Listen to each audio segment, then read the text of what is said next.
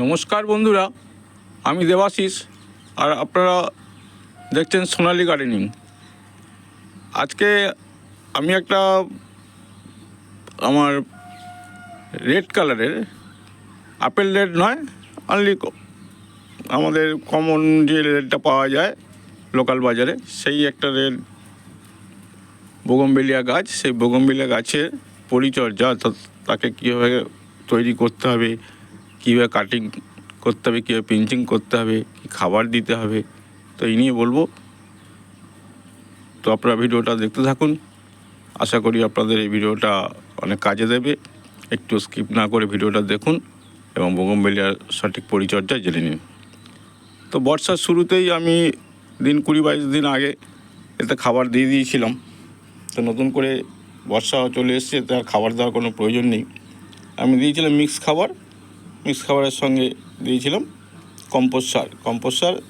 আমার কাছে 2-3 বছরের পচানো যে গোবর সার, সেই গোবর থেকে যে সারটা আমি তৈরি করেছিলাম, এখনও দেখতে পাচ্ছেন কালকে বৃষ্টি হয়েছিল, ভিজে আছে, কালো দানা এখনও কিছু আছে। আমি হাত দিয়ে গেলে একটু প্রেস করে দিচ্ছি, ভেঙে যাচ্ছেও। তো খাবার এতে আর দেবো না। তো যেমন আমরা প্রতি মাসেই সমস্ত গাছে খাবার দিই, 1 মাস ছাড়া সেই মিক্স খাবারটা বর্ষাকালে আর দেবো না।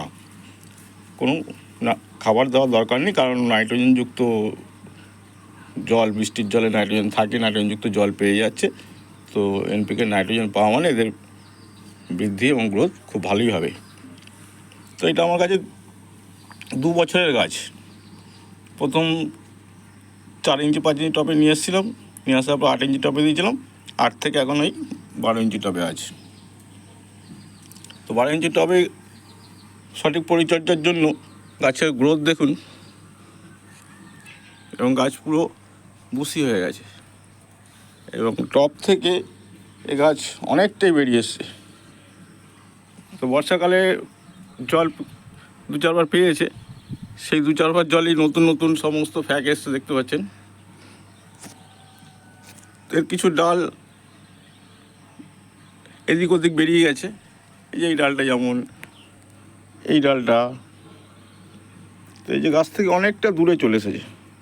তো এই সমস্ত ডালগুলোকে আমি কাটিং করে দেবো, এবং যে কচিটাগুলো এসছে সেগুলোকেও পিঞ্চিং করে দেবো। যত পিঞ্চিং করব আমরা ফ্যাক আরও বেশি পাবো। তো সেই কারণে আমরা পিঞ্চিং করব, এবং পিঞ্চিং করা খুব দরকার আছে। এরকম আঙুল দিয়ে যে ডগগুলো নতুন বেরিয়েছে, এরকম ধরে আমরা এরকম পিঞ্চিং করে দেবো। পিঞ্চিং করলে এইখান থেকে আমরা অনেকগুলো আবার ফ্যাক পেয়ে যাব। তো যেগুলো পিঞ্চিং করব, আর যেগুলো কাটিং করে দেওয়ার সেগুলো কাটিং করে দিয়ে গাছটা একটা শেপ নেব।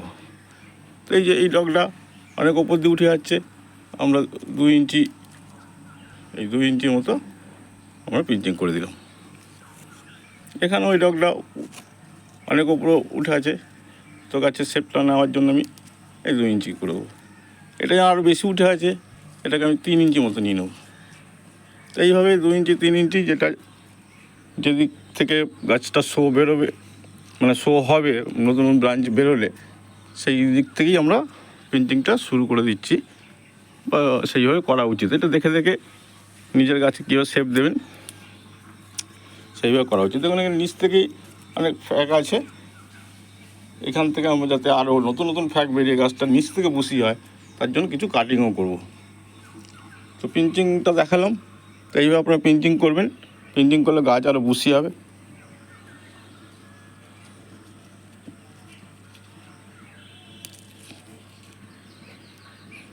যে ডগগুলো অতিরিক্ত বাইরে দিয়ে বেরিয়ে আছে, সেই ডগগুলোকে আঙুল দিয়ে পিঞ্চিং করে দেবেন।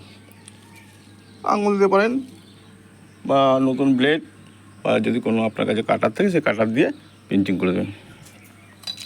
তো এই ডালগুলো আমি যেগুলো বাইরে দিয়ে বেরিয়ে আসছে সেই ডালগুলোকে আমি কেটে দেবো, তাতে কি হবে গাছটা শেপ আসবে। এবং এই ডগগুলো থেকেই এই কাটা অংশ, যে ডালগুলো আমরা রেখে দিলাম 3 ইঞ্চি 4 ইঞ্চি 5 ইঞ্চি, এইখান থেকে আবার এই যে 1 2 3 4 5, এই একটা লাইনে 5টা ডগ এইভাবে আমি কাটলাম। কাটার পরে এখান থেকে যদি আমরা আরও 2টো করে ডাল পাই, তাহলে 5 দুগুণে 10টা ডাল আমরা পেয়ে যাবো, অত গাছটা পুষে যাওয়ার সম্ভাবনা থেকে যাবে।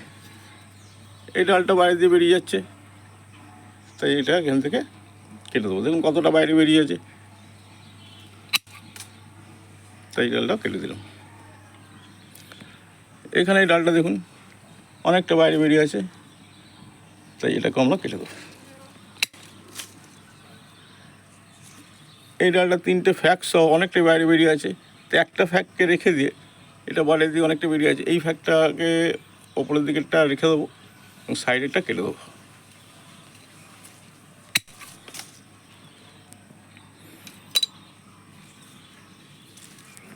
এবার ওপর দিকে আসি, এগুলো নিচের দিকে এগুলো মোটামুটি হয়ে গেল। তো যেটা বলছিলাম যে 20-22 দিন আগে যে আমি খাবারটা দিয়েছিলাম, তখন আমি কিছু পিঞ্চিং করেছিলাম, মানে পিঞ্চিং না, তখন কাটিং করেছিলাম।